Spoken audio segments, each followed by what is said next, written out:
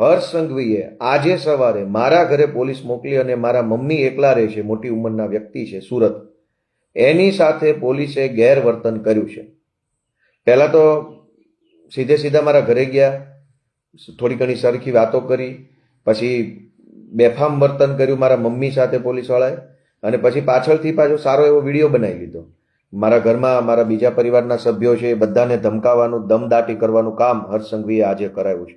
આ સાંભળીને તમને એવું લાગ્યું ને કે ગુજરાત પોલીસ ગોપાલ ઇટાલિયાની કેવી પાછળ પડી ગઈ છે, ગૃહમંત્રી હર્ષ સંઘવી કેવી રીતે રાજકીય બદલો લઈ રહ્યા છે, એવું જ લાગે છે ને પ્રથમ દ્રષ્ટિએ.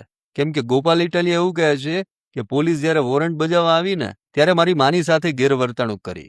આ સાંભળીને ગમે તેને એવું જ લાગી જાય કે બિચારા ગોપાલ ઇટાલિયાની પાછળ કેવી રીતે ગુજરાત પોલીસ પડી ગઈ છે, કેવી રીતે હર્ષ સંઘવી પડી ગયા છે. પણ આખો પ્રોપેગેન્ડા છે. ગોપાલ ઇટાલિયા એવું કહે છે ને કે પોલીસ વોરંટ બજાવવા ગઈ ત્યારે મારી માની સાથે ગેરવર્તણૂક કરી.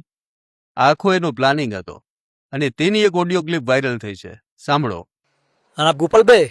હા જીતુ બોલો. હા ગોપાલભાઈ, ઓલો વોરંટ હતો તમારો મહેસાણાનો, એ આવવાના જ વોરંટ બજાવવા આજકાલમાં. હાથી ભલે ના આવે એમ નહીં, પણ ઓલો હવે નિયમ નીકળ્યો છે ને, સુએલો નિયમ. એ લોકોએ કાંઈ પોર્ટલ બનાવ્યું છે, એમાં પોલીસવાળા ઘરે વોરંટ બજાવવા જાય ને પછી આ સાબિતી હાટું પોલીસવાળા ઘરે આવીને ઘરના ફોટા પાડે કે પછી પોર્ટલમાં અપલોડ કરે કે ભાઈ અમે ત્યાં ગયા હતા એમ આને પકડવા એમ. હાથી પાડવા દો ફોટા, એ તો સારું ના પડાય હતું. આપણે કહેવાનું ભાજપ પોડા મારી પાછળ પડ્યા, બીજું હું. પણ તમે ઘરે નહીં હો ને. હા પણ માજી તો મળશે ને, આપણે કેવા થાય ને કે મારી માને હેરાન કરે છે આ લોકો. એમ નહીં, એ તો મૂક ને ભાઈ, હું સમજી ગયો, એમાં કઈ ફાટી ન પડવાનું હોય. એ પોલીસ વાળાને આવવા દો, બાકી હું જોઈ લઈશ પછી. જીતુ નામની એક વ્યક્તિ ગોપાલભાઈને ફોન કરીને કહે છે કે આજકાલમાં તમારે ત્યાં વોરંટ બજાવવાના છે અને વોરંટ બજાવતા સમયે નિયમ મુજબ ઘરની તસવીરો પોર્ટલ પર અપલોડ કરવાની હોય છે. ત્યારે ગોપાલ ઇટાલિયા કહે છે કે મારા માજી એટલે કે મારા મમ્મી તો હશે જ ને ઘરે. આપણે એવું કહી દઈશું કે પોલીસવાળાએ તેની સાથે ગેરવર્તણૂક કરી. બસ આ જ પ્રોપેગેન્ડા તેના મગજમાં પહેલેથી જ હતો.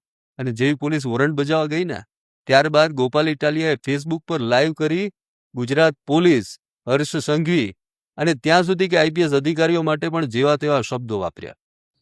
તમારા કાંઈ એસપી ફેસપી થી કે આઈપીએસ બાઈપીએસ થી ફાટી પડતા નથી. જે કાંઈ બે પાંચ દલ્લાઓ હશે એનાથી કોઈ દુનિયા ડરતી હશે, ગોપાલભાઈ ઇટાલિયા ડરતા નથી. પણ આ ફેસબુક લાઈવમાં ગોપાલ ઇટાલિયાએ એવું ન કહ્યું કે તેને શા માટે વોરંટ બજાવવા માટે ગયા હતા. આ વાત વર્ષ 2020ના એક જૂના કેસની છે. મહેસાણા કોર્ટે ઇટાલિયા વિરુદ્ધ નોન બેલેબલ વોરંટ ઇસ્યુ કર્યું હતું, પરંતુ કાયદાકીય પ્રક્રિયાને ઇટાલિયાએ જે રીતે રજૂ કરીને તેનાથી હવે સવાલો ઊભા થઈ રહ્યા છે.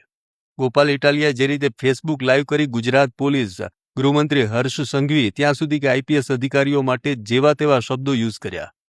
પણ ગોપાલ ઇટાલિયા આ જ પ્રકારની રાજનીતિ પર ઉતરી આવ્યા હોવાનું હવે ગુજરાતની જનતા જાણી ગઈ છે. અને હવે તો ગુજરાતની જનતા એવું પણ વિચારવા લાગી છે કે શું રાજનીતિ આટલી હદે નીચે જઈ શકે